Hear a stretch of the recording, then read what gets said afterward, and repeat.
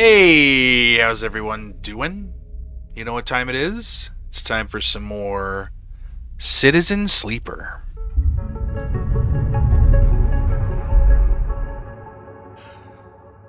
I'm pretty sure we were about to get into some pretty hectic stuff, weren't we? Hmm.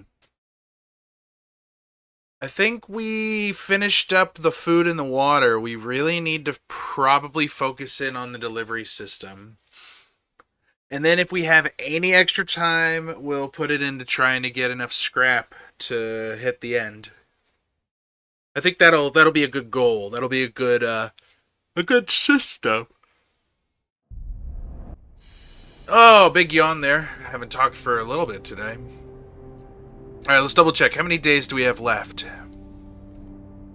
3 days. 1, 2, 3. We still have a bunch of crap to do. We have someone to talk to up there, so that's cool. We gotta do some stuff here. We got 4 scraps. I think we need to finish this first. We're gonna use our 6 on it.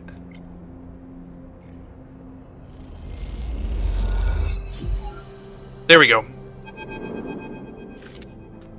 Pete grins as you pile the ion thruster sets onto the motorized trolley in a derelict loading bay. I borrowed this from Esh. I barely know how it works. They seem giddy at the idea of stealing the ship parts from the Havenage. I thought you worked for XPR. I did, but not as a repair tech. They help you heave the thruster into position. My speciality was computer systems. I mostly worked on keeping the protocols that ran the refueling platforms from totally decaying due to lack of use. There's a load of platforms in orbit of the moon Hawthorne is on, and Cinder itself. Esh and I ended up having to head out to them regularly to work on them. That sounds like hard work. Are you kidding? Peak smiles. That was the best job at Hawthorne. You get assigned a ship, you get to leave the colony for a bit. So much better than an outpost maintenance or canteen work. The only reason we got assigned to that was Esh's mother is the administrator of Hawthorne, and Esh managed to get my name on the list too. Peak looks for the trolley's ignition. Esh is always saving me. They find the switch and hit it, and the trolley starts whining. Peak looks at the thrusters. Esh will install these. The Briar's her baby, really. Peak looks towards the bay exit. Truth be told, I was surprised she should bring herself in to take it from her mother. Losing a ship? That has to have hurt the colony. How many ships does Hawthorne have? Well, 4, 3 now that the climbing Briar has gone. Peak tucks their hair behind an ear. One barely runs, so I imagine they'll have to reduce the number of fuel platforms they can actively maintain. Peak frowns for a second and then shakes their head. Anyway. Screw 'em. Peak shuffles the trolley out of the bay onto the corridor. They'll manage without the Briar. No choice. Peak smiles. And I have to admit, I'd love to have seen her face when she saw we had gone. Peak pauses. Don't tell Esh that. They walk on quietly, lost in the memories of Hawthorne. Okay, I think I can manage the rest. Peak brushes their hair out of their face. You've done more than enough this cycle. Peak looks over the thrusters. Once these are fitted, the Briar will handle better than ever. You might even get a thank you from Esh. Peak laughs. They head off into the corridor, the trolley whining its high-pitched whine. See you soon. Is there more I can do here? No, we're done. We don't have any suspicion right now. Do we have a +2 here? We do have a +2 here, but it's for deflection.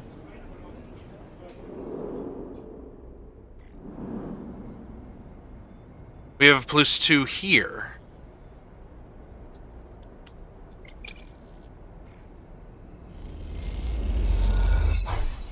That's 1. 1, 2, 3, 4, 5. We gotta at least try. No.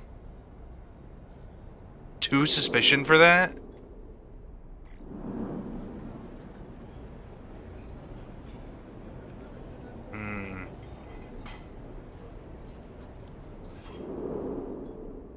That's rough. As you enter the passage that leads through the cordon, a flash of movement catches your eye. The drone. It stops to make sure you've seen it and then fits into a side passage, leading to a set of narrow stairs. You climb up through a dark shaft, the drone stopping at each landing to check you're following. I only have one more stabilizer. No, that's a seat. I'm out of stabilizer. That's terrifying. Despite its lack of expression, there's something overbearing about the way the drone waits, impatiently realigning its fins in sequence. After a long climb, you come out onto an observation platform. The cordon and the vast, ramshackle refugee ships beyond fill your vision. The scale seems impossible, and immediately you feel small and naive for even thinking you could affect this situation. Something shifts nearby. The drone again? Helene. A woman is standing at the window, at the edge of your vision. You aren't surprised you didn't notice her. She too seems impossibly small in the shadow of the flotilla. The drone buzzes by her shoulder and she turns. Sleeper, sorry for all the cloak and dagger nonsense. She nods at the drone, but I have never regretted being cautious. She smiles a tight smile and holds out a hand. I'm Helen. I'm just going to say Helen, I think. Shake your hand. The tight smile holds, but the drone keeps its single eye fixed on you. The effect is a little unnerving. Look. She glances around the empty observation deck as if checking for potential eavesdroppers. Let's be straight with each other. I know about your plans, and... She cuts in before you can respond. I understand your motives.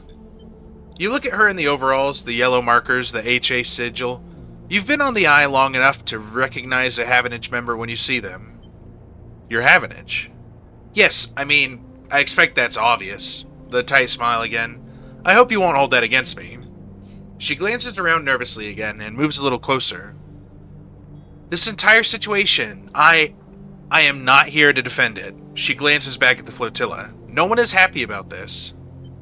Especially not the refugees. She sighs. I'm not your enemy here, no matter what you think. She pauses. Sleeper, tell me something. What does a Havenage mean to you? A work in progress. She smiles. Fair, I think. Havenage is used to being criticized. In some ways we invite it. Our members are free to bring up grievances at any meeting, to propose new structures and approaches. She shifts her weight impatiently. As a counselor, it is my duty to listen to them. That is why I was elected by the members. We are an imperfect system, yes, and each counselor, each member, each representative can be flawed. And worse. She looks down. But we keep this place running. That is what we do. And non-members? There are paths to membership, and we cannot force everyone on the station to join us. What do you expect? We are an association of individuals. We cannot always account for the needs of those outside that structure. She turns and looks out at the flotilla, no matter how much we wish to. Can the eye take in thousands of refugees safely? I don't know. This place is a ruin, Sleeper. What do you think the council discusses? The price of Garol? We make plans to keep this place spinning, to keep life support working, to ensure... Helene's slate chirps and a grim look passes across her face as she sees the notification. She looks tired, the screen light casting her rigid expression in a pale glow. Sleeper, I didn't bring you here to explain how Havenage works. I came to talk about your plan to cross the cordon, breach the quarantine, and supply the flotilla.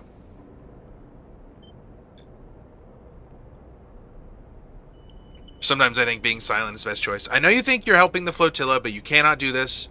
Right now, halfway along the ring, one of the countless series of debates are being held. These debates are to evaluate the potential harm that could be caused if the refugees of the flotilla are left to enter the station. These debates are at a standstill. Helene walks to the window.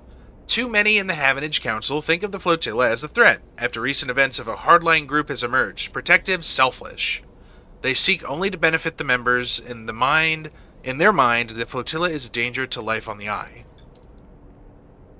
If you're caught crossing the cordon and breaching the quarantine, it will only strengthen the hardline counselor's case. The refugees need supplies. They do, and that's exactly what I want to give them, but unless the quarantine is lifted through a fair process, they will never get them. She sighs deeply. And those XPR spacers you're running with, Sleeper, do you know anything about them? Why do you think the refugee flotilla came here now? Something is happening in the system. Something is pushing people out of colonies and outposts that have survived since Solheim collapse.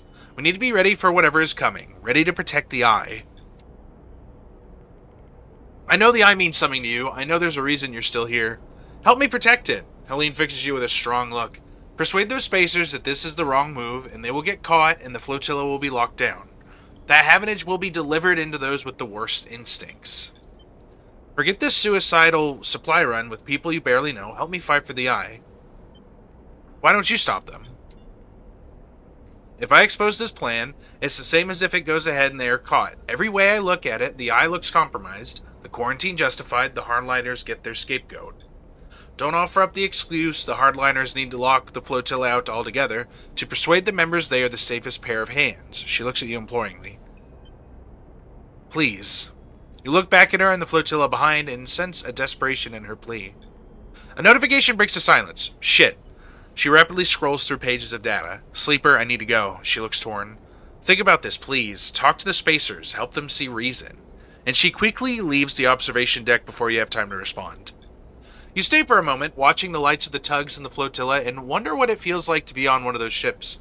So close to your destination, and yet so far from it. And you think that... And then you think of the Havenage Council chamber across the eye, where the right of these people to find safety is being debated. You shiver, and then you two are gone, back into the stairwell and the cold dark below. Well shit, what now? What am I...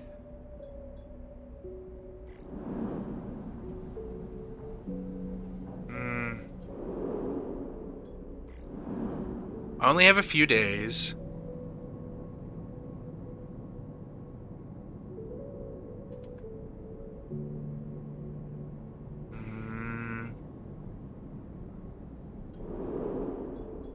I'm gonna give up on the scrap. For two reasons.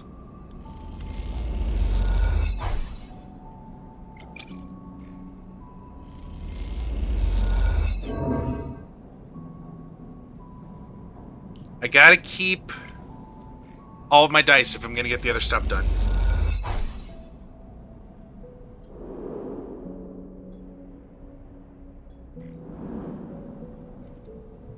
That's reasonable, right? Like, I can't give them scrap, but I can give them a way to make the plan work. Oh, this is gonna be a rough one. Sleeper. Peak is waiting for you when you leave, but they look different. Pale. Drawn out. You need to come up to the Briar now. They don't meet your eye. What happened? Not here. Come to the ship. We'll be waiting. Peak walks away. Don't take long. And with that, they disappear around the corner, leaving you anxious and confused. More stuff to do? Wait, why is the... As you walk into the climbing Briar's cavernous bay, now filled with crates and containers, Esh is waiting for you. In front of her, sliced open with its inside scattered across the top of a heavy-duty crate, is an object you recognize. Helen's drone.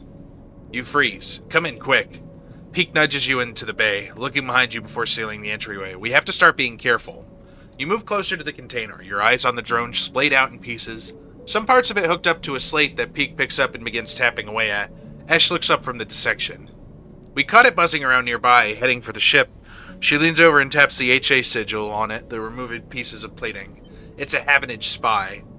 We think we got it before it sent data back, but we can't be sure. Peak looks at you nervously. Ash cuts in.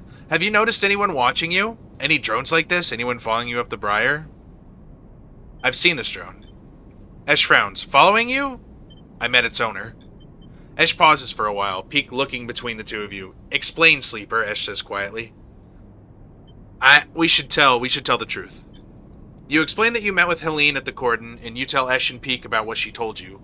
That the Havenage Council are debating lifting the quarantine, but they are blocked by the hardliners. You speak fast and faster, but before you can finish, Ash walks away in anger and then comes back again, her eyes burning.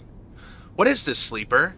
Have you understood nothing from what we've told you? She paces in front of you. Havenage are not your friends. They're administrators, which means they are interested only in their own power, their own survival, their own causes. They divide people as easily as sorting livestock. The greater good of their work demands it. The wider project of the station, the colony, the nation. Her eyes are wide as she speaks, her anger barely contained. I didn't have a choice. Peek cuts in. Listen to them, please, Ash. They are with us. Peek glances between you two. What was the sleeper supposed to do? They were ambushed by this Helene.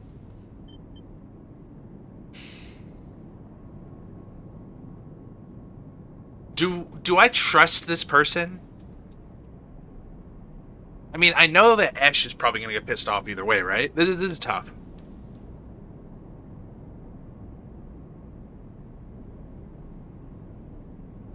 Should I deflect?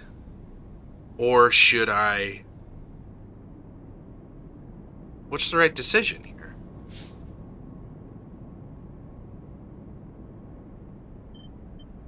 She's trying to help. Let me tell you something, Sleeper. Ash says, her rage hardening into pain. When people become administrators, they give up something. Some part of you being human, being an equal among others, goes away. They start talking about the greater good, the systems, the ways in which their hands are tied or their process is compromised. My mother was the administrator of Hawthorne, and I have seen what it did to her.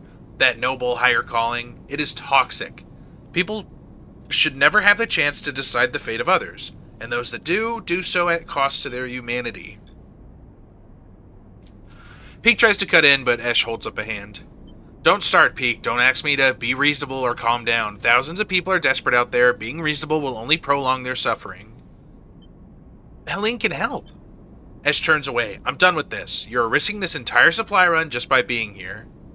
She walks back into the bay and starts checking the straps on the crates. I go next cycle. We don't need you anymore. Get out. Sleeper.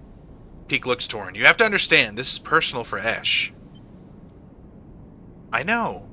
Peek looks away, then at Ash. I don't know, Sleeper. I just don't know what to do. You glance around the Bay of Briar, the walls seeming closer every second. This whole thing is closing in on you, and the question is, where do you want to be when it all collapses? You look at Peek. And what do you think, Sleeper? Peek rubs her forehead. Should we do this thing or not?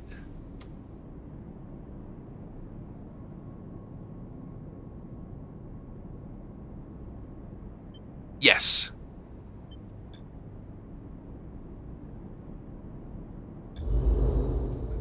Last chance to prepare. Okay. This is where we're going to do it.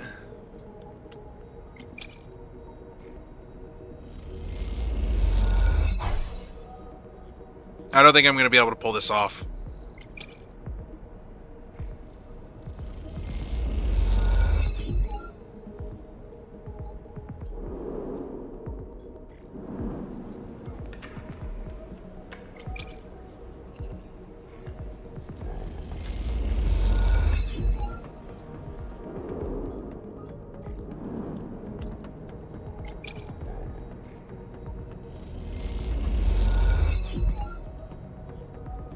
We need 2 more. I need energy.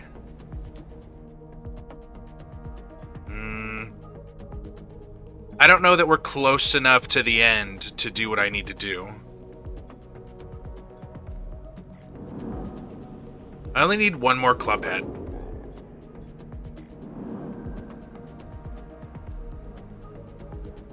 Let's do it.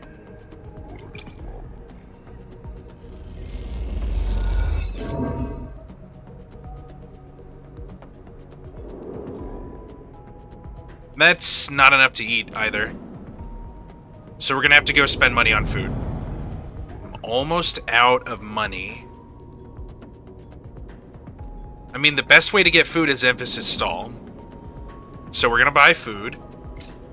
We do get a discount, though, which is nice. Okay, I mean, I gotta go to sleep.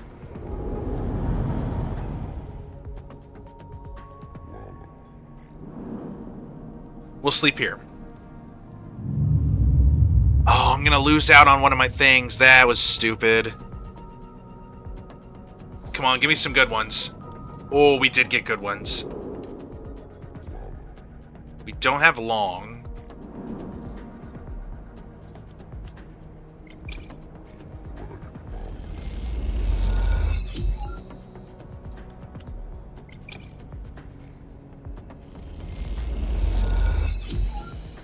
Okay, we got it. Peek is waiting for you when you slip out of the operations center, nervously poking at their small slate. Sleeper, they hiss. I followed what you were doing on the network. Incredible work. How do you do that? I'm not really sure. Peak smiles. Well, it seems pretty incredible to me, almost worth being... They stopped themselves. Sorry, I didn't mean... Nothing is worth being a sleeper. Peak nods, unsure what to say. You and Peak quietly slip into the main walkway and work your way back to the public areas of the cordon. Havenage has had to quickly respond to the flotilla's arrival, and that means a lot of contractors and spacers walking through these corridors. You blend in easily enough. I haven't really met a sleeper before, Peak begins. As you might have guessed. They smile nervously. Hawthorne is an XPR service outpost, and since the collapse, no one came for refueling or repairs anymore. So my generation has never met anyone outside the company. We heard about sleepers, they nod in your direction. From the data packets that come through from XPR every once in a while, they usually contain news along with the corporate propaganda, but the reports were light on the details. SNRP have kept the sleeper program pretty quiet anyway, and I think XPR are only interested in telling their employees about it because it made living in our company town look like a good life, in comparison to being a piece of corporate property. They freeze.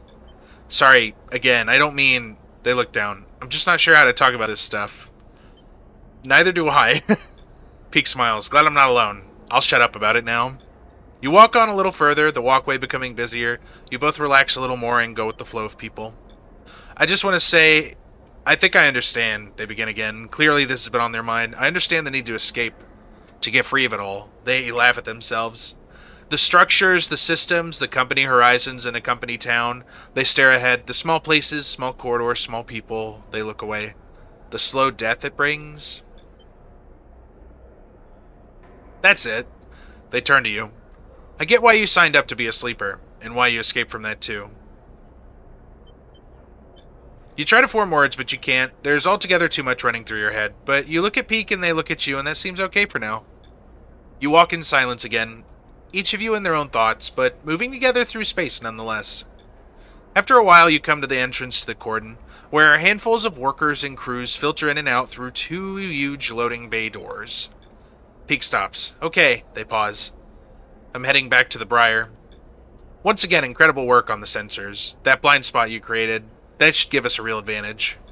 See you soon. They head off, disappearing into the crowd almost immediately, outrunning their own nervousness. Why did this seem like it was glowing red?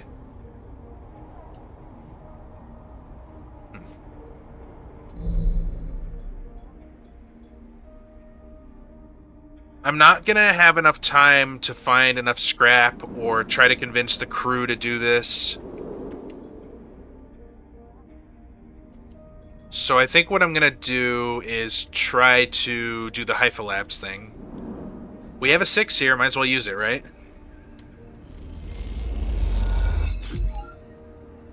We got 2 Matsutakis. Honestly, even another Garol. Yeah. Can we go ahead and plant more? We can.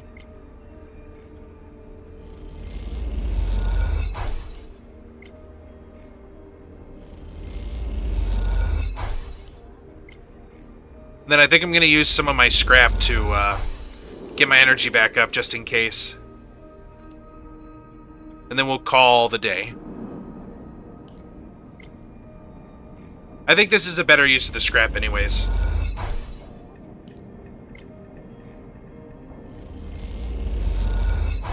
Okay, we're good now. Let's end the day. So, I'm not sure if we have another day or not. If we get good rolls, maybe we could pull something else off. We did get good rolls. She's gone, Sleeper.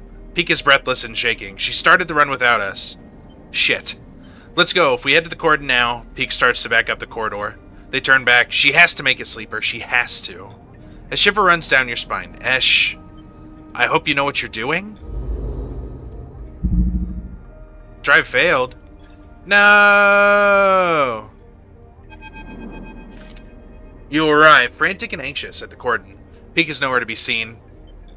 Then you hear footsteps hammering on the metal stairway Helen's drone led you through before, the one that leads up to the observation deck. You leap up the stairs 2 at a time and make it to the top, momentarily blinded by the light pouring into the observation deck. Sleeper. Peek emerges from the light. I know she is just trying to protect me, but... It's okay. She chose. But what about my choice, Sleeper? I'm not a child anymore. I can fight for myself. They turn away.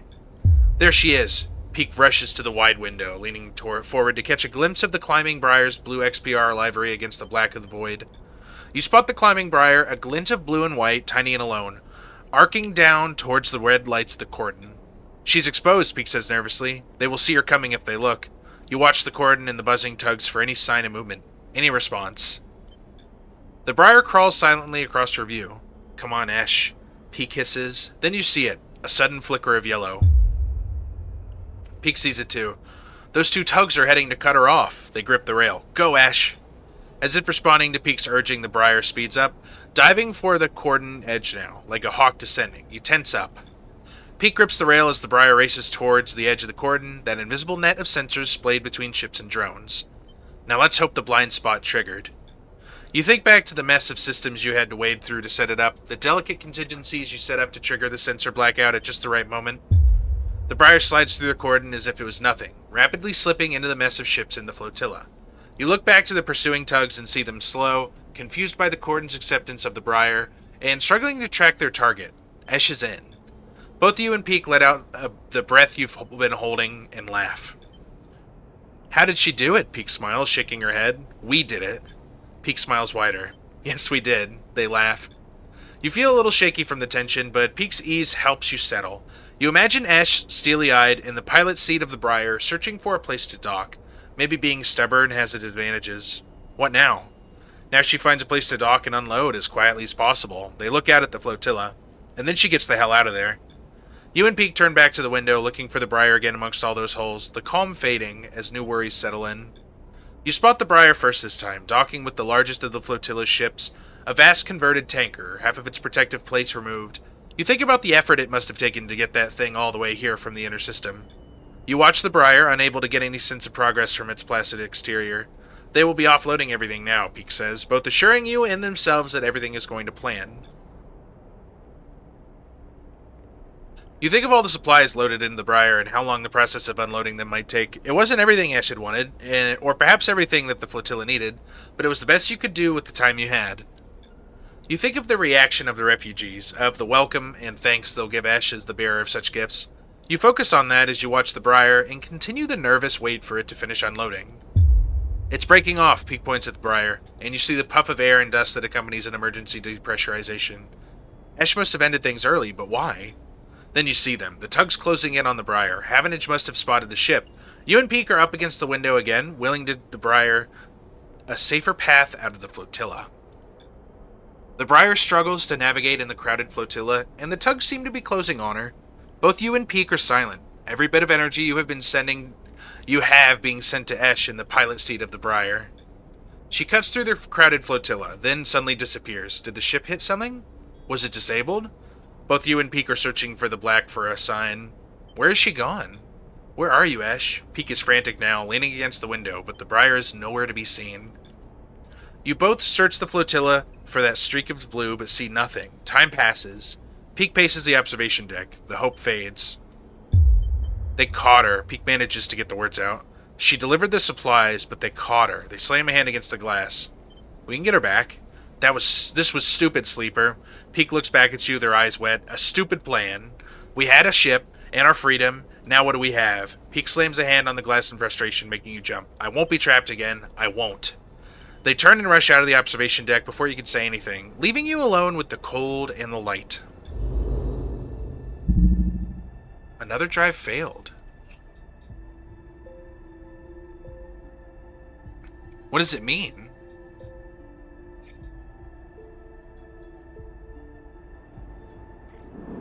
How long are we waiting? 2 days. Okay, so as of now, I'm like pretty sure we don't have any more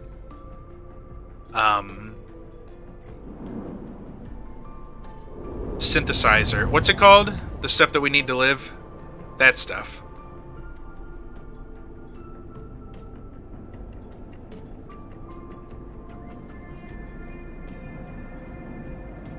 That means we need to work really hard at getting enough money for scrap.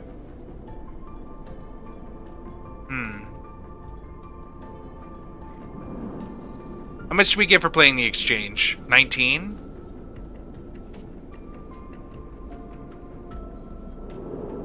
We also need to eat. We can eat them. We can eat the girl caps.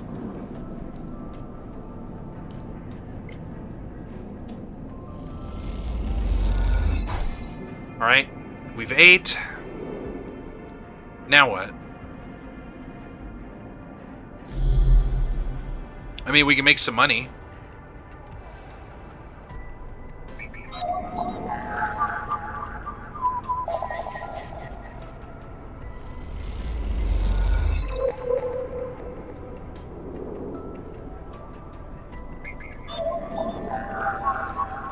We got a 3 here for this.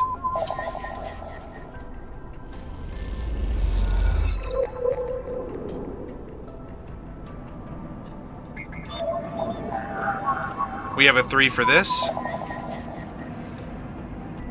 Give me money, too. Alright, we have a decent amount of data here to sell.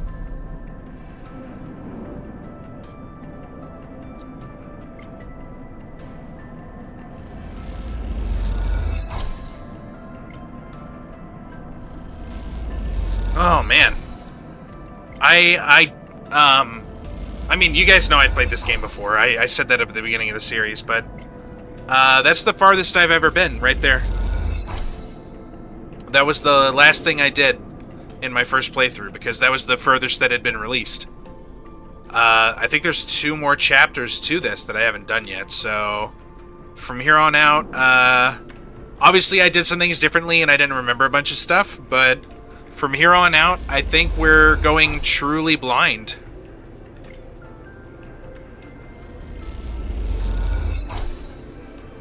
I could make a lot of money here. 24 cryo for 1 action. That's pretty good. Right now I'm at 115.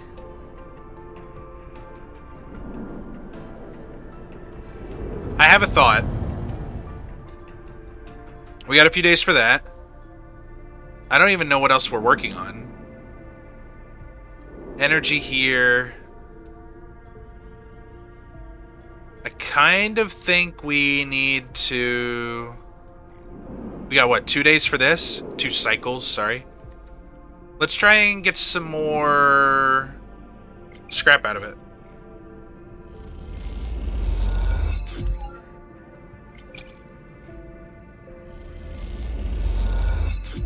Alright. So now we're going to be able to stay relatively healthy. That's good.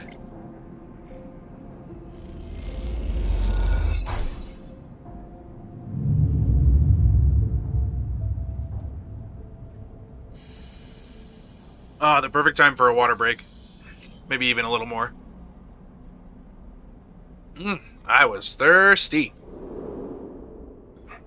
We got 1 more cycle to wait on that. We obviously have this to do. I want to see... We got 2 more days for that. How much more can we do? Also, how much does scrap cost here? 16 cryo. Okay, here's what we're gonna do. Obviously, we're gonna buy as much as we can, because we need it. Ooh, we got a ship mine. I would much rather be getting scrap out of it, but that's fine, I suppose. 2 ship mines, okay. That was actually not what I wanted. How much do I get out of this? 30 cryo? That's pretty good. So we made our money back.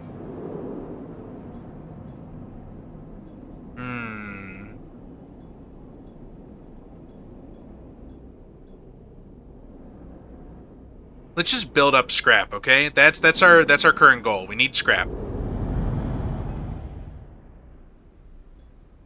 2 more days for that.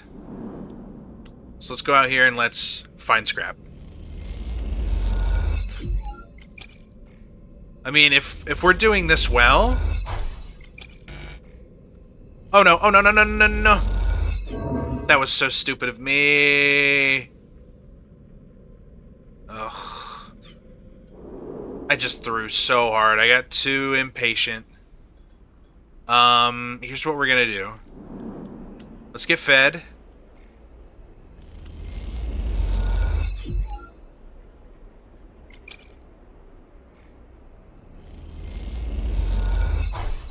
Okay, we got fed.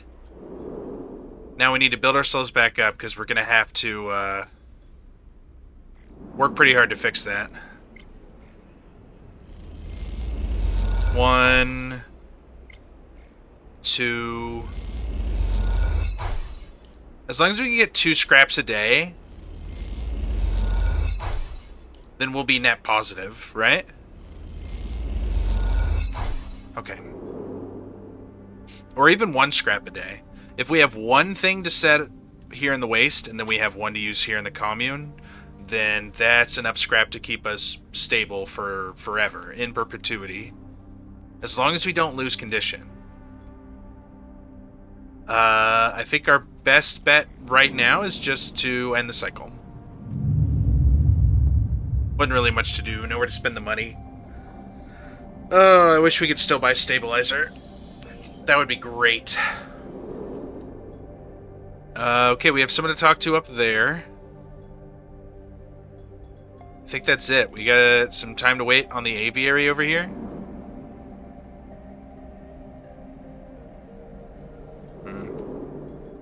Okay, let's go up here and talk. I'm sorry, Sleeper. Helene comes towards you along the walkway, but your friend must have known there was a chance this would happen. She seems unsure of how to greet you and looks nervously around. She is being held along with her ship. What now? I don't know, Sleeper, I don't know. Helene pinches the bridge of her nose. Cordon Security has your friend, and she and her ship will be held in the quarantine until it is lifted. As for the quarantine, she glances at her slate. We're working on it, but the council is unlikely to budge now, not after this. She runs a hand through her hair. This is the last thing I needed. Helene meets your eye. She managed to smuggle some supplies through, but we couldn't trace them. The refugees had already hidden them by the time we arrived. Any more good news? Well, the flotilla got its supplies. Your friend has to be commended for that. Helene shoots you a glance, even if her stunt has only worsened the crisis. The reports we are getting from the refugees is that things are stable there. They seem to be well organized. So well organized, in fact, that they have stopped speaking to us. She looks nervously around. I'm worried, Sleeper, about what is happening in there, but after recent events, Cordon Security are keeping the place locked down tighter than ever. No one can get in.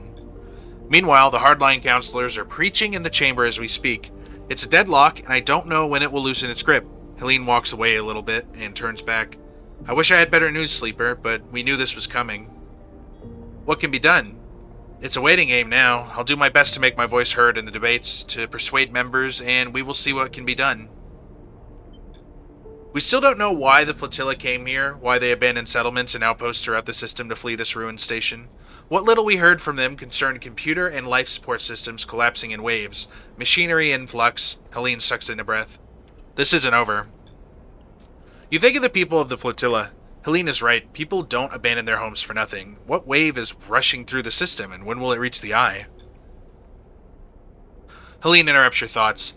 I have to go. The debates will restart soon, and I should be there. She waits for a moment, and it is unclear if she is trying to think of something to say or just waiting for you to speak. But the silence keeps you both quiet, and she walks off down the corridor. A nod, the only farewell she offers. You hope that speaking to her might ease the knot of worry in your chest, but it remains there, reminding you of Esh, of the refugees, and of the wait ahead. What is done, no matter how many times you turn it over in your head. You get the feeling you will be needed soon, and for that you must save your strength. What was it Feng told you, Erlin said? The eye opens for us all? Not this time. For now, the eye remains closed to those that need it. A shudder runs through you. Something is coming, you can feel it. This isn't over. Huh.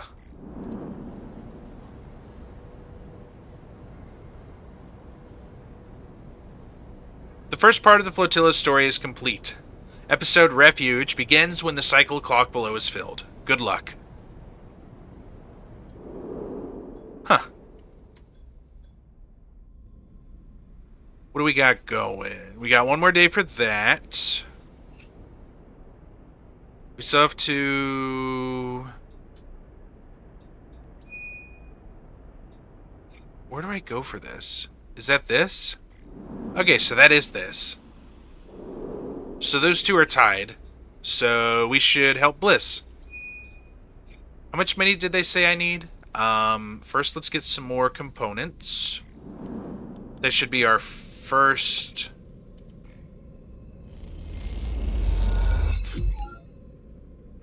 Okay. Let's use one of these.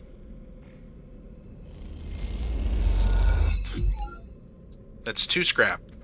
Let's get another since we have this, like, good energy going. And then the last thing we'll do is... We'll work, and then we'll go and we'll get money. Working is free food. And then...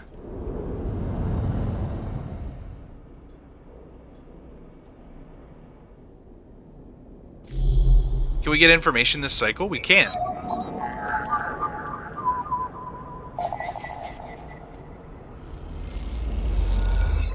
So that's 2 money. I'm trying to remember how much money we were supposed to have for the thing to start. I'm sure there's other ways to get money too, though.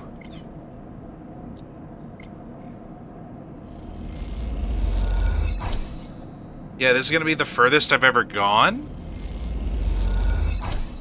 I think I started helping Bliss, but I never actually finished that. And then the update came out, the first update, Flux came out. And I think I ended up quitting after I did that.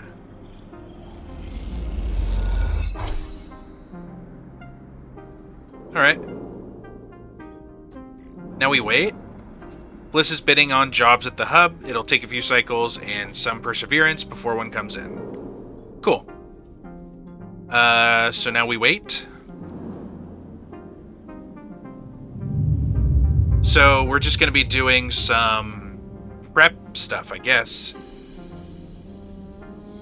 Oh, I forgot to repair myself. So we'll have to do 2 this cycle, which means I should go ahead and pick up 2 scrap if I can. Which I got a 5 and a 6. I should be able to do just that. Although...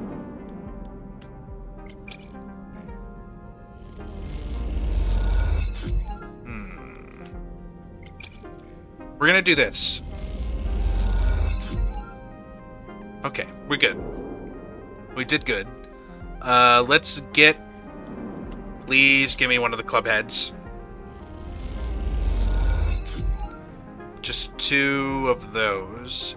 We're gonna save this too. We're gonna go across and we're gonna spend... Or we're gonna make some money with it.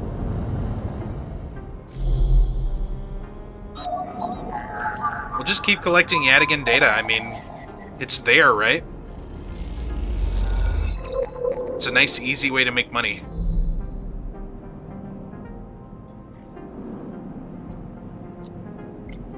It's also really nice to sell ship mines, but, you know. That's just kind of how it is. Okay, we need to take a rest. Where are we going? Let's go to our house. We gotta feed the cat anyway.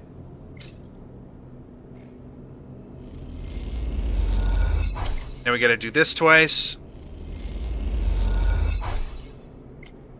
We've actually got a really nice equilibrium going now. We'll be just fine, hopefully. You know, as long as the rest of the eye is okay. We need food this cycle. How much longer do we have until... One more cycle, okay. So we'll go and we'll make 2 scrap. Hopefully we'll make 2 scrap.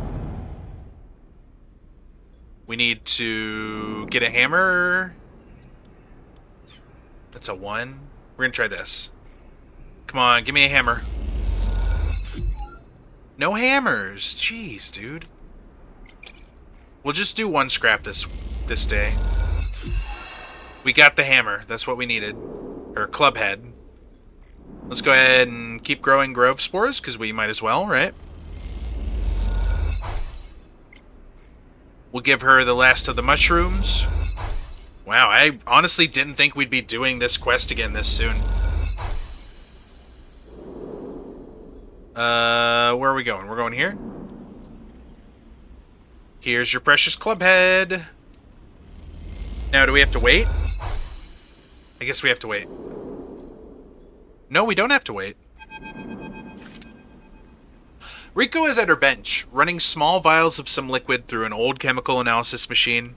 The whirring of the spinning drum fills the lab with white noise, and you aren't sure if she notices your approach. Sleeper, it's good to see you. She looks up smiling. This little project of ours has been keeping me awake the last few cycles, but right now, well, I think I have something. What is it? The drum finishes spinning and Rico lifts a vial from it, holding it up in the light. This is something I extracted from those club heads you've been bringing me, and according to my analysis, it is a substance totally unique on the Greenway. You go through the small amount of liquid in the vial. Any idea what it might be? Rico asks, without looking away from the vial. Maybe it's stabilizer. Rico nods. You aren't the first sleeper to come through here. Perhaps I should have mentioned that earlier. Rico's tongue suddenly drops, changing the atmosphere in the lab immediately. I just thought... She pauses, thinking very carefully of how to continue. I just wanted you to trust us. What do you mean? She sighs. They came through a fair few cycles ago. We found them wandering in the broken section near the gap. The members who brought them in had never seen one of you before. They were terrified of this strange person wandering in from the open vacuum. They were quieter than you and damaged. We did our best to patch them up and welcome them to the commune. I only really spoke to them once, while I was working on their wounds along with a couple of systems engineers. She looks nervously at you. I'd never seen a body like that before. I took some readings. Some samples. Samples? You have to understand, I was curious. I didn't know what I was looking at. I just took a little of the damaged material, less than a thumbnail. She sifts her weight to her crutch. The next cycle, they were gone. They took a little food and hiked up towards the wild margins, where the Greenway meets the wastes. Someone saw them in the distance, but that was it. They disappeared into the overgrowth. She sits down heavily, the vial in her hand. When I saw you, I wanted things to be different. I wanted to keep you here, rather than let you disappear into wherever they ended up. She smiles to herself. Yes, I wanted to understand this place better, but I also wanted to help you. It seems that somehow, both my wishes have come true at once. She holds out a hand with the vial. This is for you. You take the stabilizer, the glass cold and smooth in your palm. Thank you. Don't thank me, she gazes out at the Greenway through the glass. Those clubhead caps made it for you. Or at least, who or whatever made those clubheads. She starts to clear her bench. I was right there, it was right there, contained in their tissue. I only had to extract it. I imagine you understand how incredible that is. I learned enough from that sleeper to know that your body, your frame, is it? Runs on some exotic technology. Exotic technology that has a time limit built in. Somehow the Greenway knows that too. It understands your physiology much better than I ever could. It knows how to treat you. Just like that miraculous antidote that sprung from the mold, so too has this sprung from your presence here. The Greenway is speaking to you. It is welcoming you. She looks up. I know it sounds crazy, but I know it to be true. Here's the evidence.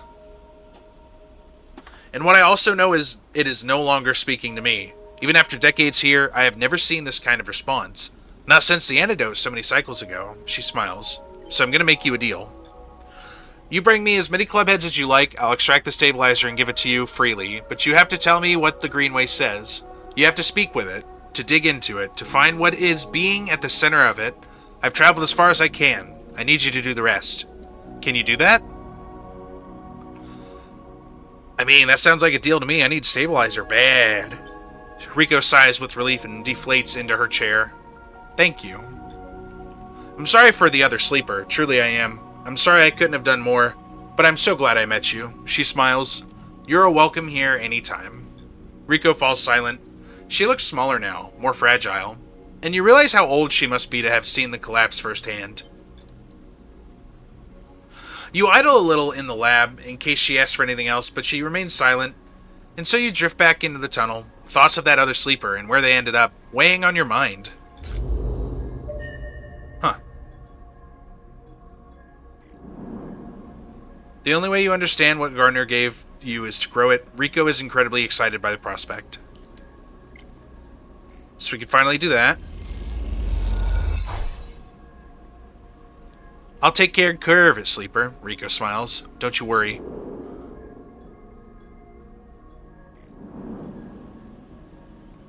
So, okay, so with 2, we can get a stabilizer.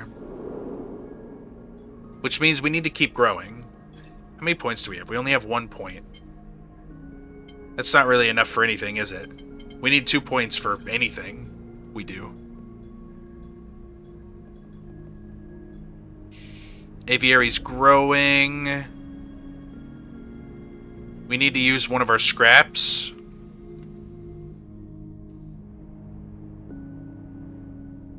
Huh. We have 1 more day before that ends. We're hungry. Let's get a scrap.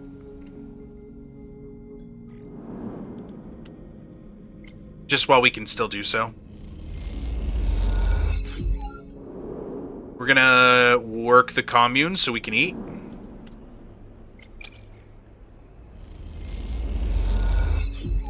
Nice. We got the Thrill Seeker energy too.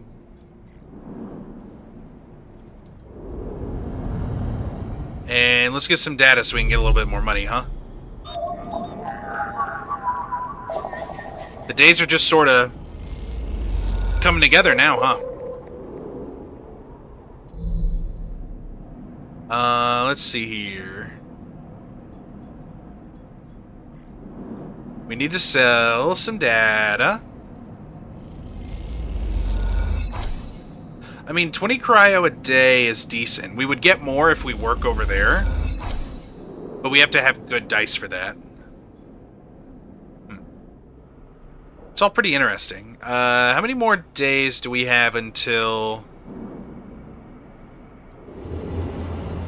You. 1 more day? Okay, we'll sleep up here then. We do need to use you.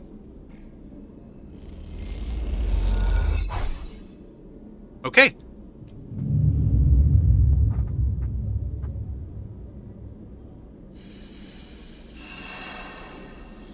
I feel like we're doing pretty good. Let's go ahead and use a scrap component today.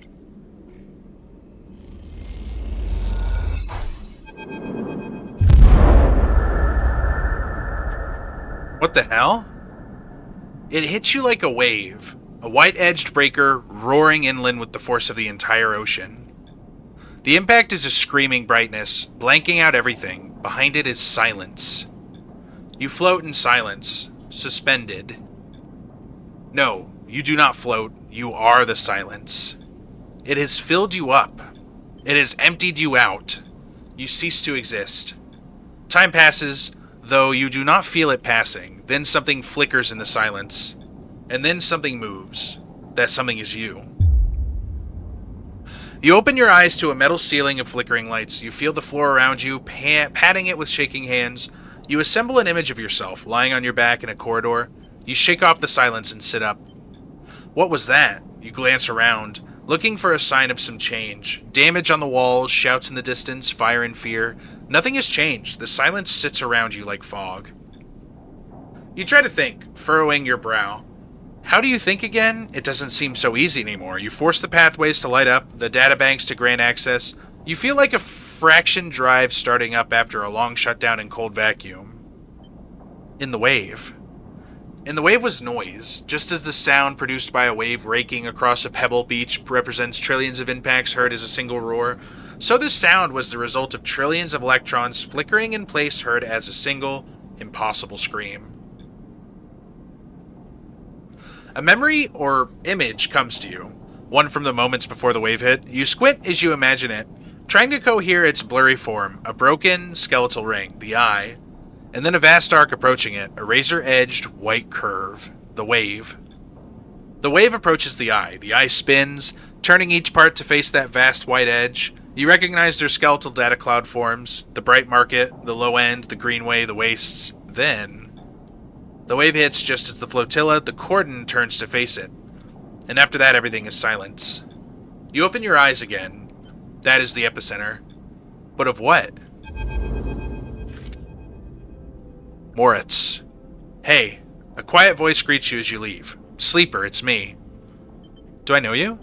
Moritz, he pauses. I work for Bliss? He rubs the back of his head. You are not an easy person to find. I don't really have an address. Moritz holds up his hands. Hey, no judgment, it's cool. You both stand there for a moment, each waiting for the other to speak.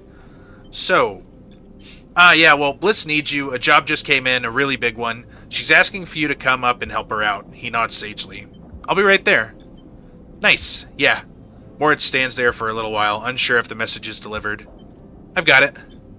Cool. He looks around. Bliss just likes me to do a thorough job, you know? He rubs his hands together before burying them in his jacket pockets. See you, Sleeper. Moritz ambles off down the corridor, kicking at a filter cap on his way out. Time to head to Bliss's Bay, then. Alright.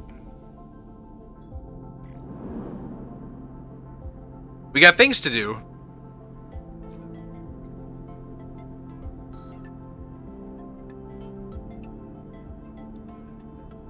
Alright, we have 1s and we have 2s. So 2s go over here. Engineer gives us scrap, though, so that might be the way to go. Oh, we can only do that once. Oh, sick. That's why I was only able to do it once. Well, that's done in one day. That's cool. Nice. As you both wait in the airlock for it to cycle back to the bay, Bliss thumps you on the arm.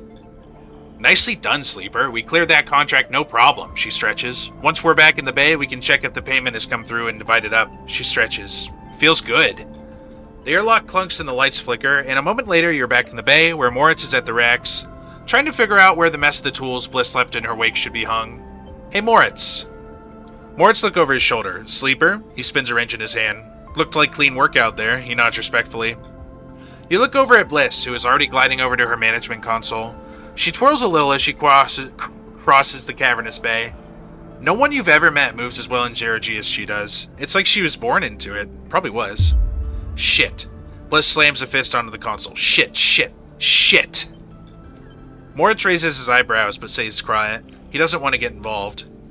Bliss calls you over. Look at this, just look. She spins the terminal screen and you see the details for the base account. You see an entry for the Ember's Wake, a repair fee paid in full the moment you finished up the job, but then directly after, the whole amount was transferred back out into an unknown account. How can this happen? I can tell you how. My ex is a sneaky little conniving shit. She punches the terminal. He must have coded a backdoor into the machine before he left. She rubs her forehead. There's no way we can... She pauses, thinking. Moritz, throw me that wrench. You going to fix it? Moritz spins the wrench across the bay. Bliss smiles. Something like that. Bliss brings the wrench down on the terminal hard. You flinch backward as a hail of computer parts spills up into the bay in a glittering arc. Fragments of screen, memory, and sectors of the casing. When Bliss is done, she clips the wrench to her tool belt. Try backdooring your way into that, you shit. Moritz drifts out from his hiding place amongst the racks. Bliss, he says tentatively, you want me to... He looks at the arc of fragments drifting around the bay nervously. Bliss shakes her head. No, she sighs. I've got it. You go get me a new terminal, cheapest you can find. Cobble one together from pieces of the ore exchange if you have to. Bliss? She looks over at you. I'm good now. Bliss glides over to a panel by the wall. Don't worry, one of the first things I had installed when we spec'd out this place was a cleaning sweep. She flicks over a plastic cover on a huge red button. Watch yourself. She hammers the button and a row of laser emitters unfold from the bay wall. They start crawling their way across the work area, frying the debris as they do pulses of burning light. Bliss smiles. It's just that, or just space the whole bay every few cycles. What now? Bliss sighs. We keep at it.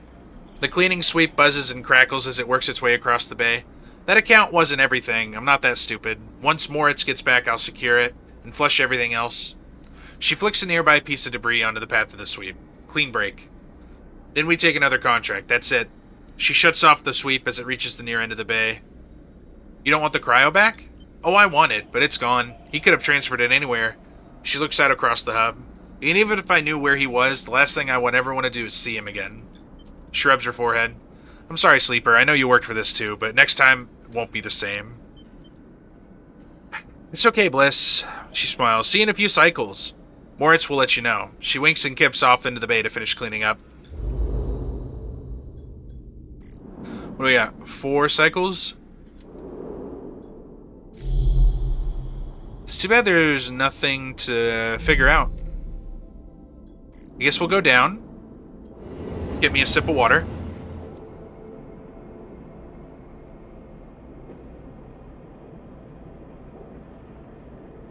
Oh, man. Dirt's so dry today. That's what I get for mowing. Why do I always mow before I record this show? I don't know. It's just kind of how it works sometimes, isn't it? Is it time for part 2? Yeah, there's Peak. Even before you reach the cordon, the damage is obvious. The blinking red lights, the drones, the tugs, all are gone. Half the cordon's frame has also been shorn away, perhaps through the impact of some failing ship. People push past you in the corridor, both Havenage staff and contractors, clearing the cordon. Let's push forward. You push through the flow of people, and despite a few suspicious looks, they offer no resistance.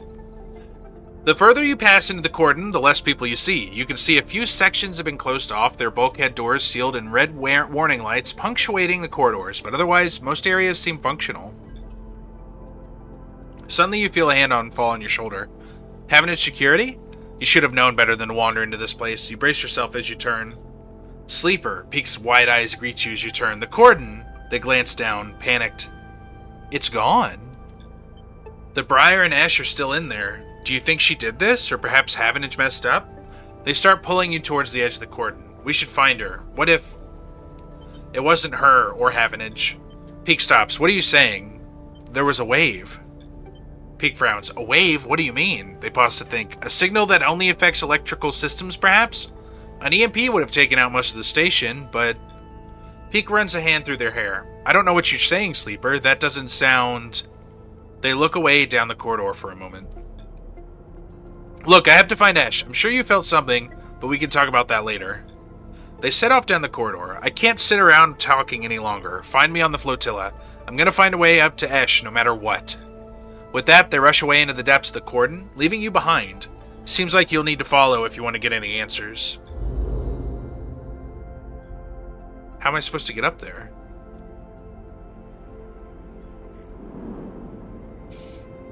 Scrap for passage. You find a small shuttle scavenging supplies from the cordon to take you back to the flotilla. They'll take you too if you bring some scrap along. Honestly though, like right now...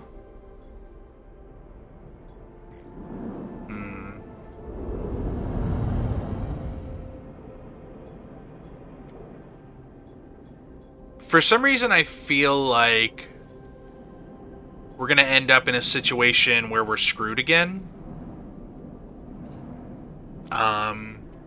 Real quick, do we have any more money for these guys? No, we're done.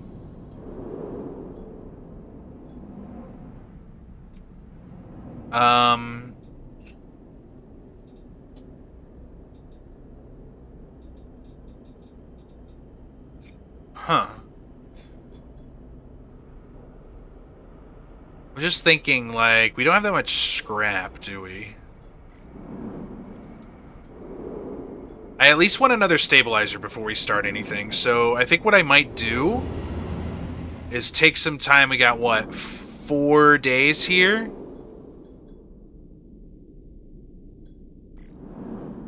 Here's what we're gonna do. Here's the plan. Let's get some energy.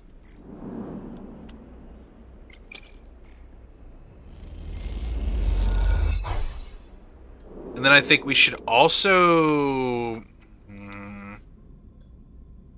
probably not going to be able to get a hold of some scrap. We need more mushrooms. I want more spores.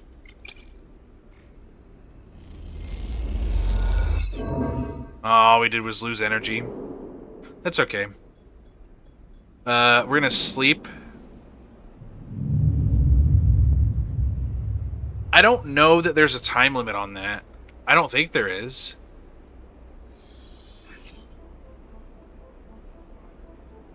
I don't know.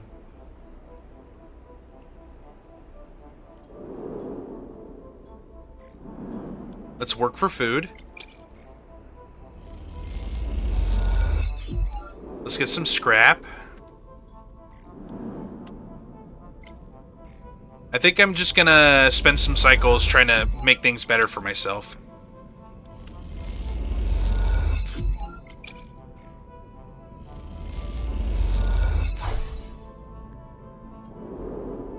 Let's work for food.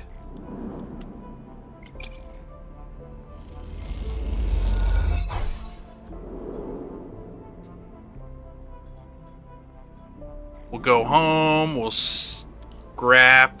We'll keep the stabilizer for super just in case.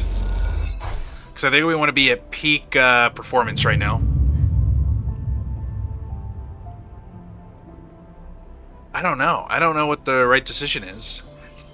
I don't think there's a time limit. Oh, that's a rough day. We're not going to be getting much scrap today, are we? Well, let's do this at least. Okay, we'll get one piece of scrap to make up for the day. There we go. We'll get some energy by working.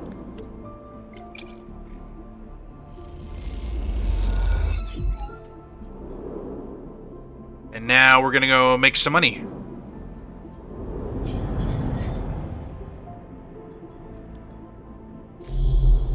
That feels like a pretty reasonable thing to do, right? You know, I have a bunch of Matsutake. There are other good ways to make money as well. I think what I might end up doing is waiting for a day where I have a really good roll of the dice, and then that's the day I'll try to work on getting over there. Honestly, the ideal situation would be making at least one more stabilizer before we start. I think that's what I'm going to go for. So let's make some money. That way we'll be prepared for whatever we need to do.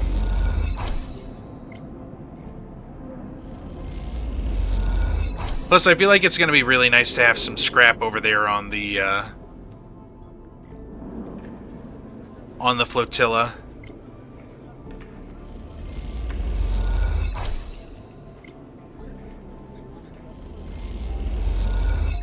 Alright, we're making some good money. That's good, that's good. We're going to go up. We got 2 more days for that. I think what I might do is just get us ready to go across, and then next episode we can start. Oh, I forgot to... whatever. 2 scrap today.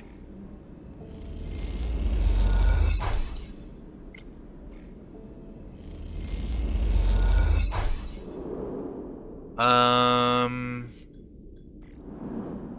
kind of worried about that. Let's go ahead and do the Yadigan stuff here. We'll just take Yadigan assets so we can do it all at one place. Oh, we can't today. I guess there's a limit? Nope, this was the other one.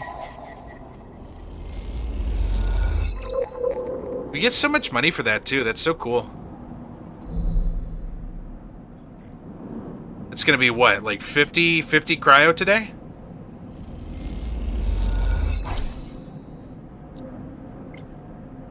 We used everything we needed to. Scrap-wise, we're good to go. Gosh, I don't know.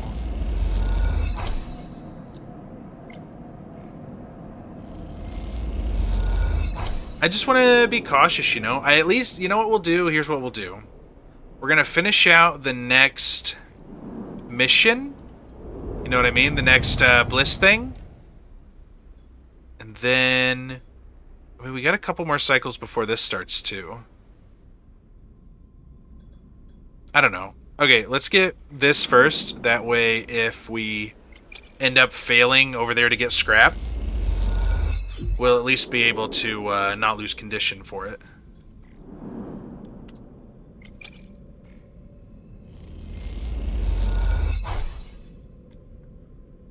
There we go. We got our scrap. All we did was lose some energy.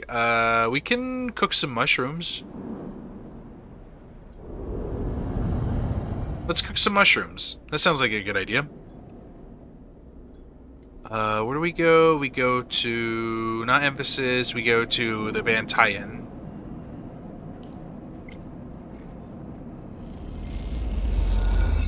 There we go. Let's go see our cat this time. Order fungus. Sorry, Emphas, I didn't mean to come here. We'll be back. We have enough of that. Let's end the cycle.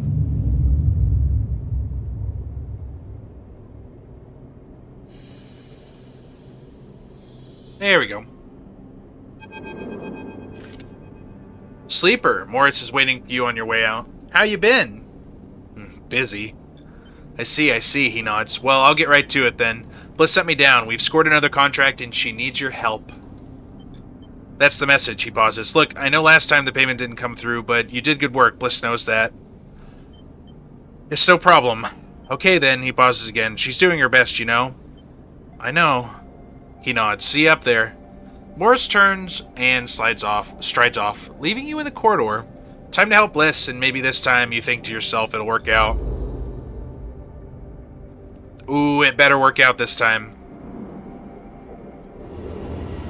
I'm doing way too good a job for it to not. Alright, we gotta save the crop, and it's a fragile biome.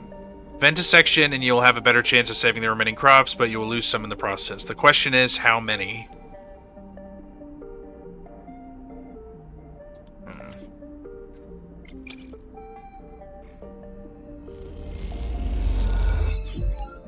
That worked out, that worked out. And we have 2 engineers, so these are instant positives.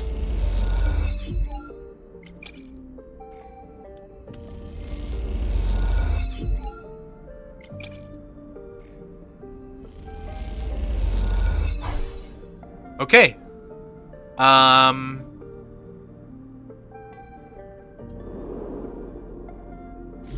There's nothing up here. Let's go back down real quick. Get some information from the Yadigan agents.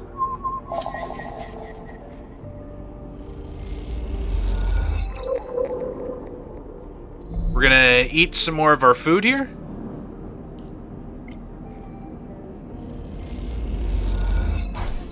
I mean, we're really not doing bad at all. Feels like, if anything, that was just a super stressful mission that we weren't supposed to be able to finish. That's what it's starting to feel like. I feel like she was meant to be up there. You know what I mean? Alright, we have plenty of money. What's Castor up to? He doesn't want anything I've got. Do we need to stabilize? We do. We'll do it with self-repair. We're gonna feed our cat.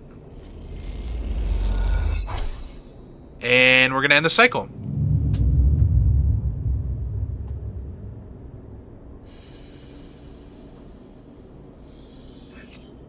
Oh wow, that is a great dice roll. Holy crap. We're gonna be able to finish this up pretty easily.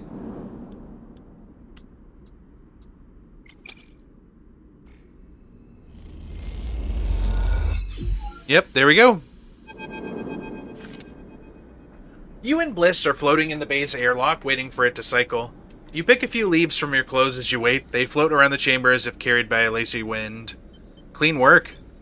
Bliss bows a little. Well, thank you, Sleeper. You didn't do so bad yourself. Excuse me. She checks her tool belt. Seems like we are getting into a good rhythm. The now familiar sequence of clunks and rattles sound out, and then the door hisses open. The moment it does, you know something has once again gone wrong. What's all this? Bliss asks, confused, looking Moritz. Beside him are a set of crates anchored to the bay floor. He has clearly just brought them in through the bay's freight lock. Moritz looks nervously between the two of you before answering. It's payment. He runs a hand along the crate. The Sycamore Seed crew just brought them over. He stops, but seeing the look on Bliss's face adds, they were very thankful. I bet they were, she clenches her fist. What the hell is inside? Moritz leans over and struggles with the catches on each side of the top crate. As he does, Bliss turns to you. Don't say it. Bliss stares into space. Don't you dare say it. Say what? You know. She looks back at you. This isn't my fault. Moritz finally gets the catches free and the lid floats off, drifting up into the bay. As it does, small brown lump floats up with it. Moritz reaches out and catches it as it passes him. Is that a mushroom? Bliss finishes. A damn mushroom. They paid us in mushrooms? Not just mushrooms. He holds out a clump of tightly packed leaves. Produce. Bliss starts laughing. Goddamn Haifa commune. Should have known they didn't have a chit to rub between them. She knocks a small brown mushroom across the bay. Sup, Blitz? Moritz grabs her hand. These are good, fresh. We could sell them. To who, Moritz? Are we running your grocers now? We need cryo, otherwise this whole bay will be shut down. We can't pay for parts with leafy greens. She waggles them in Moritz's face. Moritz is right. Bliss raises an eyebrow. Fine, maybe Moritz is right, but what do we do between now and market day? She rubs her forehead. What a joke this place is turning out to be. Moritz closes up the crates and starts moving them. It isn't that bad, Bliss. It's a step in the right direction. He glances at you, looking for backup. They'll sell well. Bliss sighs. Looks like I went into business with a couple of wannabe farmers. She laughs. Prove me wrong then. Show me this as a windfall. She kicks away towards the new patched-together terminal. Until then, I'll be working on how to keep this place open. Moritz smiles a thank you and goes back to moving the crates. You'd better be on your way, too. Bliss is taking another shot at landing a contract. After the run you've had, this seems like a last chance. Makes sense. It doesn't seem like we have a time limit. I think our best bet right now... Did we really just get a bunch of Garol caps? That's so funny. Let's go get some more scrap. We don't need to get food. We will need to repair ourselves once, which is okay.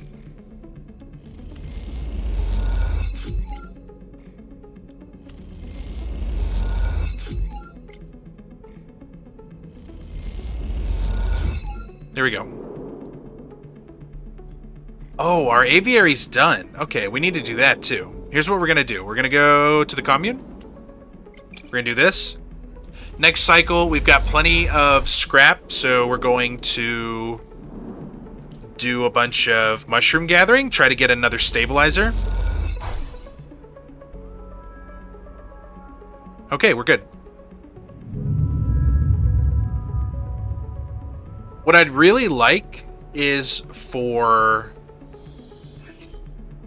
I mean, it's not the best. We'll get our 3 good digs in at least. Hopefully. Wait, hold on. Yeah, 1 upgrade point. Okay. Let's go ahead and go for the good one. Okay, we got a club head. Can we get another club head? We did get another club head. That's awesome. Okay. Let's get another synthesizer. Sick.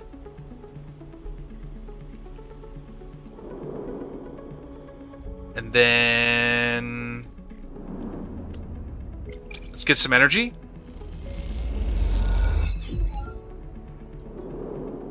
We're set, honestly. Let's go get some data then. Man, I sell those people so much Yadigan data, you'd think they'd, like, be able to do something about it eventually.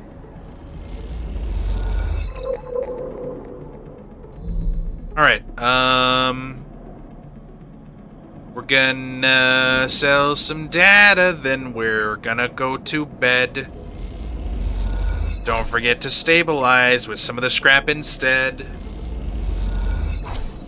I'm genuinely just trying to build up a decent amount of scrap and stabilizers, and we have all this food.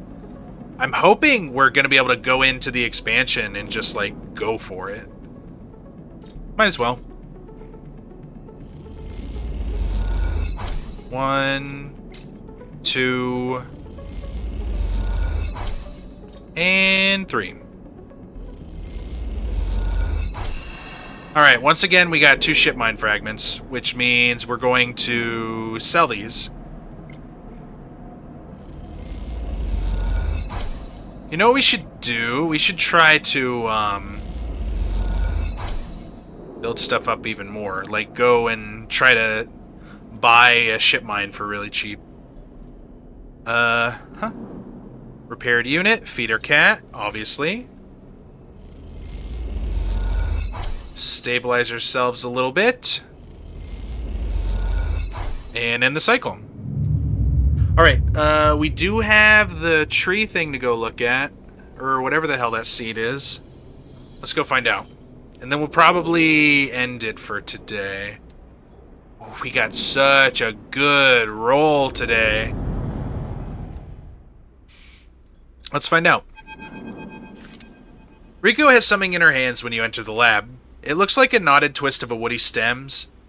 A ring around the circumference of a human head, consisting of a single stalk at one side and a branched woven network at the other. As you approach, she holds it up, and in the lights of the lab it looks like a crown. Riko finishes your thought. She smiles and shakes her head in disbelief. Is that what grew? It is. I came to the plant this morning and this loop was all that was there. She points to a lump at the edge of the ring. The seed grew right back into itself, twisted up out of the soil. That being you encountered in the cloud, as you call it, was it wearing one of these? She eyes you suspiciously, still unsure if she's somehow embroiled in an overlong prank. No. She sighs.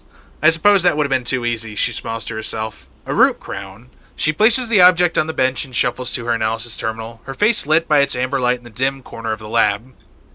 Well, it isn't exactly a plant anyway, not from what I can tell. She gives you a serious look. No leaves, no chloroplasts, just a series of filaments encased in cellulose walls. Filaments? See, that's why I like you, Sleeper. You're so good at spotting the unusual details. She beckons you over. Look at this. You see a cross-section of scan of the crown. Its layers of plant-like structure on full view, until you reach the center. There, instead of xylem and phloem for transporting nutrients, something branched and woven glints. Metal? In part, yes. They seem to contain metal, perhaps absorbed from the station itself. She leans closer to the screen.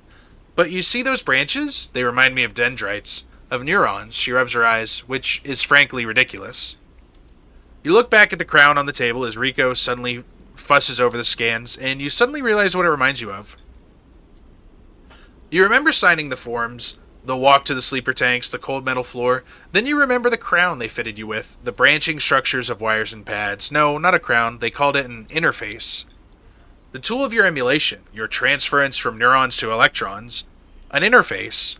That is your gift from Gardner. You turn back to Riko. It's an interface. Riko looks at you puzzled. Something clicks in her mind. Perhaps something she heard from the sleeper she had helped all those cycles ago. She starts talking, partly to you, partly to herself. If the club heads were made for you, then this too could be made for you. For your frame, she shuffles over quickly to the interface. A word that has struck to this strange branched object quickly in your mind. You are right, that entity. It is the entity that I have been looking for. She shuffles quickly to the crown. They are the entity which is controlling the Greenway, which has been maintaining it, supporting it, and has been guiding it for all these decades. She stops to catch her breath as Brandon stops to take a sip of water. They want to talk with you. Riko leads you to a seat. I will be here, Sleeper. If something happens, if you wish me to remove the crown, the interface, just squeeze. She grips your hand tightly. You meet her eyes, clouded with age, but bright with the thrill of new discoveries. Then she places the interface on your head and everything blinks out. That was a cool transition. Back into the river, back into the dark flow, but something is different now. You're no longer pushed, no longer blocked, and buffeted by the storm. Instead, it flows around you. You move, and it parts, letting you pass. Something else resists, but it gives easily enough. You look back and see your body. You have left it behind. Somewhere, Rico's voice is talking to you, asking you questions. It is excited, eager, desperate to know what lies on the other side, what the entity has to say to you. You realize how long she has waited for this moment of meeting between the inhabitants of the Greenway and its protector, and yet she is still on the outside. You shake off the sadness. You will be her eyes. Then you see the figure, Gardner, out in the storm, planting. It takes less than a moment to reach them. You have never felt so free. This is how Navigator must have felt, released from their prison. This, you think, is what it feels like to be in the place you were built to inhabit. Gardner does not turn at your approach. They go on planting, but their voice whispers in the waters like a sharply rising current.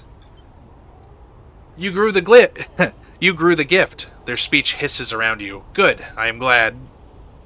I wanted to meet you. Then we are the same, both eager shoots seeking one another.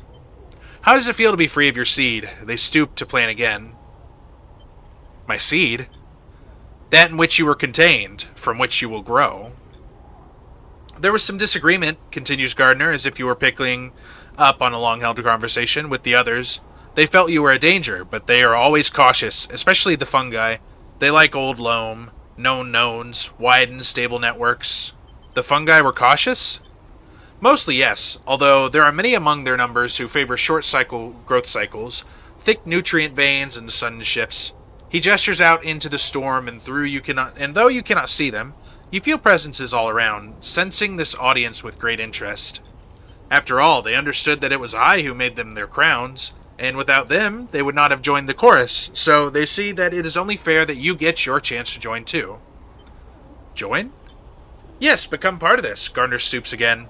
We are millions, and we grow. I hope you understand. I am unused to speaking to your kind. It has been many cycles since my last conversation. I think it was with Chief Executive Trellick himself. You look around and you see it. Every growing thing, every non-human being in the Greenway is here. They are networked, connected, branched, and linked by this strange being, this artifact of the old station. The impossible dream of a senile farm administration AI. A living network. You could dissolve here, you realize, free of that decaying body. You wouldn't need to be a person. Why would you, among all those other minds? You turn away from the gardener for a moment, and look back at your body. A tiny hairline thread connects it to you. You hear Rico's voice again, still asking, still checking in. Are you okay, Sleeper? What are they saying, Sleeper? Are you still there, Sleeper? Something in you sighs a long sigh, a sigh that speaks of exhaustion beyond tiredness, an exhaustion rooted deep inside you. It stems from the effort of answering questions, of answering problems, of getting up and breathing each cycle. But something else resists the sigh, a yearning, a sense of distance, a desire to squeeze that hand that holds you for its warmth, its blood, its complexity, to make a gesture that says, I'm still here, I'm still alive, I'm with you. The two ideas spin within you, making you nauseous. If you break that thread, you will be free. Free to dissolve here, to grow strange and beautiful among a million others. If you follow it, if you squeeze Rico's hand, you will wake up, back in that dying body, with all the pain and warmth that entails. Now is the moment to choose.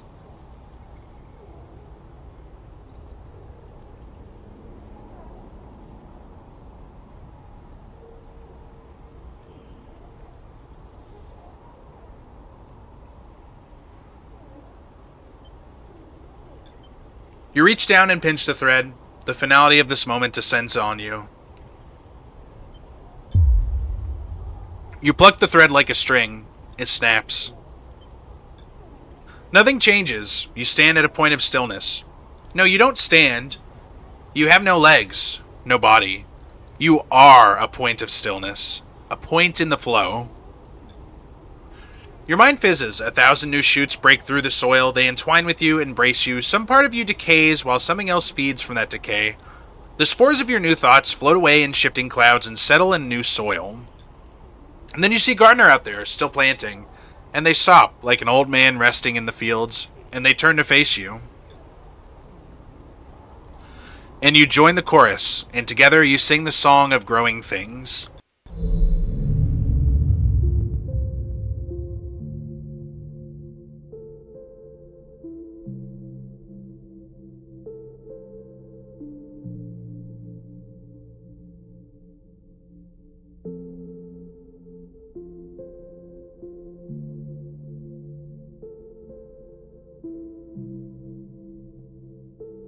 No, this doesn't seem right.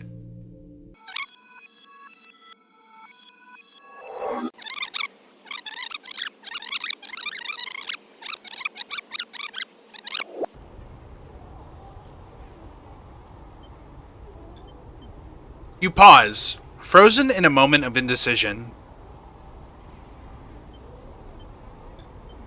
Your eyes track the thread across the whirling dark back to your body. This choice, you realize, will not be presented again. You don't look back at Gardner. You don't dare risk it. Instead, you follow the thread, delicately, carefully, like a diver following their lifeline back to the surface. The river whirls around you, but it doesn't pull, it isn't jealous, neither does it understand. It is, after all, just a river.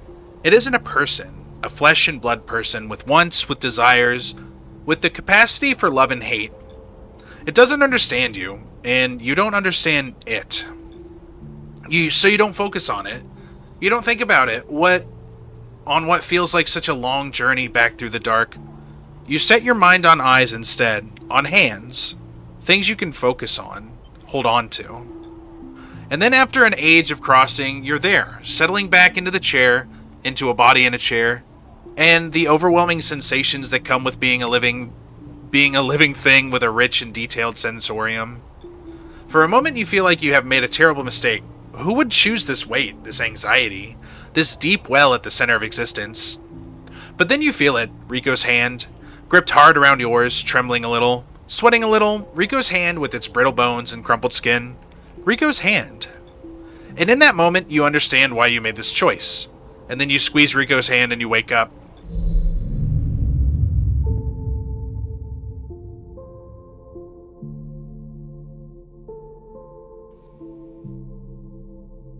I don't think it's time for the credits yet. I don't know about you guys. That was good, though.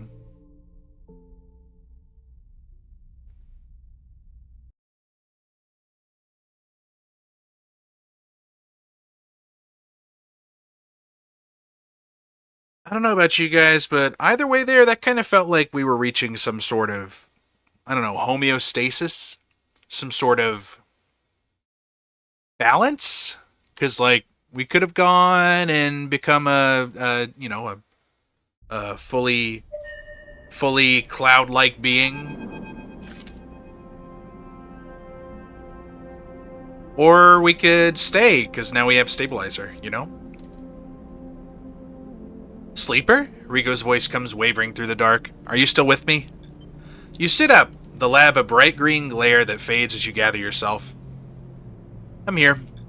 Rico smiles. Good. She squeezes your hand. I thought you'd left me for a moment. What? She pauses. Who? She smiles. Tell me about it. Tell me everything. We're gonna tell her the truth. You tell Rico everything. You tell her about the gardener, that strange farmed administrator AI that has grown to be so much more, about the chorus, that impossible configuration of networked plants, and finally about the choice the gardener offered you. She listens attentively, but her responses are hard to read, and you wonder if she might have made a different decision had she been in your place. Thank you, Sleeper, for telling me. I know it isn't easy to say such things. People so often do not wish to hear strange truths. She looks away. And thank you for returning to me, though I know you had your own reasons. She squeezes your hand reassuringly. Something passes between you then, a kind of shared sadness for the impossible choice. The choice to escape your body or to stay and suffer it. Her smile is warm and generous, and whatever the wisdom of your choice, you're glad to feel welcome in this moment, in this place. Then suddenly she stands and walks a little away, as if trying to escape an unpleasant thought. You worry that she knows all too well what it takes to make a choice like you did. Rico sighs. So, Sleeper, do you plan to stay in the commune with us? I have other things to do. Rico raises an eyebrow. Well, be careful at least. We will miss you here. She pauses. I will miss you. Rico crosses back over to you and takes one of your hands in both of hers. Just make sure to think of us out here. Hyphen needs new blood if it wants to survive, and... She squeezes. You are a good friend. Look after yourself, Rico. And you, Sleeper. Well, don't let me keep you. Rico waves you away and limps back to her terminal. As she does, you notice the crown in her hand, and she places it on the bench with great care. You can't help but feel a little curious about what she intends to do with it. And then you're out, breathing the fresh air of the greenway, fresh as a spring morning. The dappled light makes a patchwork of the greening landscape, and you walk into it, sensing the movements of the gardener's chorus all around. And you're glad to be here in this strange and beautiful place a little longer. That was good. I want to think a moment before we continue. This is definitely the end of the episode. We've gone about as long as we usually do. I don't want to overstay my welcome on your PC this week, or your phone, however you watch me. Let's just go up and look at one thing. We got 2 days before Bliss's thing. We have a really, really good set here. And I noticed it saved right after I did that. So I think what we're going to do... Try to wait for an autosave maybe, or... I think next time we're going to go on over to the cordon. We got plenty of scrap, we got 2 stabilizers. We got a bunch of food, so we won't have to worry about money, and even if we do, we have money. There's a lot there to think about.